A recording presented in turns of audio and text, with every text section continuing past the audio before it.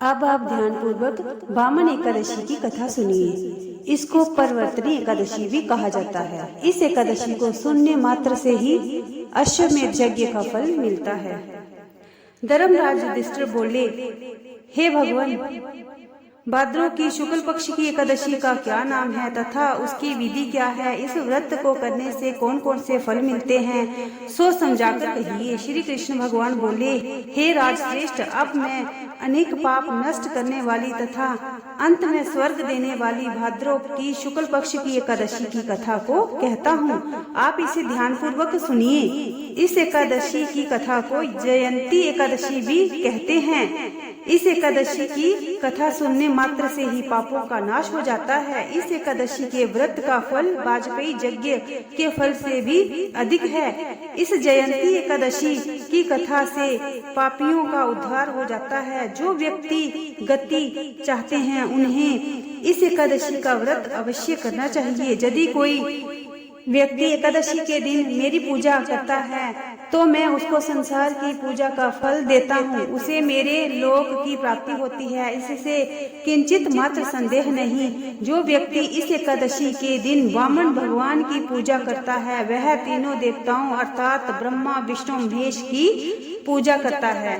जो मनुष्य इस एकादशी का व्रत करते हैं उन्हें इस संसार में कुछ भी करना शेष नहीं रहता। इस एकादशी के दिन विष्णु भगवान करवट बदलते हैं, इसलिए इसे परवर्तनी एकादशी भी कहते हैं। इस पर युधिष्ठिर बोले, हे भगवान, आपके वचनों को सुनकर मुझे महान संदेह हो रहा है कि आप किस प्रकार सोते तथा करवट बदलते हैं। आपने बलि को क्यों बांधा और वामन रूप धारण करके क्यों लीलाएं की?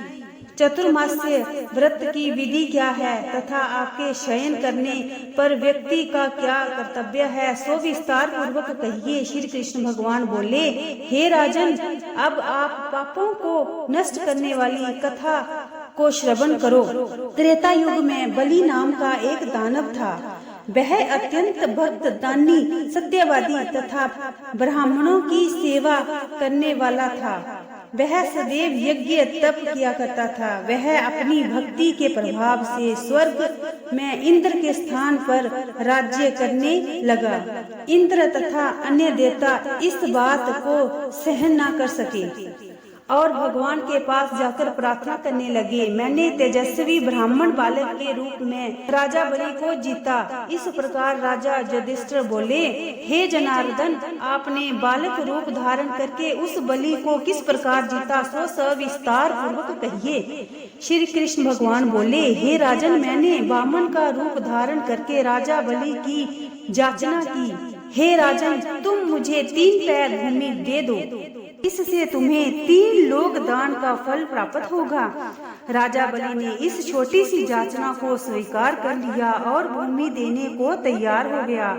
तब मैंने अपने आकार को बढ़ाया और भूलोक में पैर, ध्रुवलोक में जांघ, स्वर्गलोक में कमर, महलोक में हृदय, तपलोक में कंठ और सत्यलोक में मुख और उससे ऊपर अपने सिर को ऊंचा कर लिया। उस समय सूर्य, चंद्र, नक्षत्र, इंद्र तथा अन्य देवता आदि शस्त्र अनुसार मेरी स्तुति करने लगे। उस समय राजा बलि को पकड़ा और पूछा कि हे राजन, अब मैं तीसरा पग कहाँ रखूं? इतनी बात सुनकर राजा बलि ने अपना सिर नीचे कर लिया और मैंने उस पर अपना तीसरा पैर रख दिया और वह भक्त दानव पाताल को चला गया। जब मैंने उसे अत्यंत विनीत पाया तो मैंने उसे कहा कि हे बलि, सदैव तुम्हारे पास ही रहूंगा। भाद्रों के शुक्ल पक्ष की परवर्तनी एकादशी के दिन मेरी एक प्रतिमा राजा बलि के पास रहती है और एक क्षीर सागर में शेषनाग पर शयन करती है। इस एकादशी को विष्णु भगवान सोते हुए करवट बदलते हैं। इस दिन स्त्री लोकीनाथ जी विष्णु भगवान की पूजा भी की जाती है। इसलिए इस दिन चावल और दही सहित रुपया दान करना चाहिए। इस दिन रात्रि को जागरण करना चाहिए। इस प्रकार व्रत करने से आदमी समस्त पापों से मुक्त होकर स्वर्ग लोक हो जाता है। वह स्वर्ग लोक में जाकर चंद्रमा के समान सदैव प्रकाशित होता रहता है। उनको इस लोक तथा प्रलोक दोनों से यश मिलता है। जो इन पापों को नष्ट करने वाली परिवर्तनी को सुनते हैं उन्हें अश्वमेध यज्ञ का फल मिलता है। कथा समाप्त होवत है, विदा हुए हनुमान।